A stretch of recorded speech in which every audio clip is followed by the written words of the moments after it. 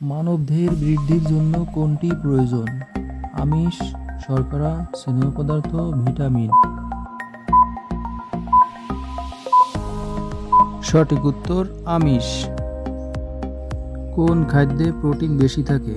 ভাত, গরুর গোশত, মসুর ডাল, ময়দা।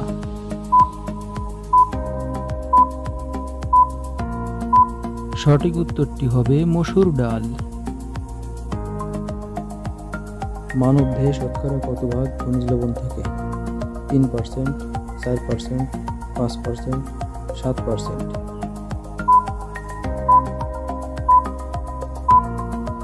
সঠিক উত্তর 4%। দুধের রং সাদা হয় কেন? শর্করার জন্য, প্রোটিনের জন্য, চর্বির জন্য, কোনোটিই নয়। সঠিক উত্তর প্রোটিনের জন্য।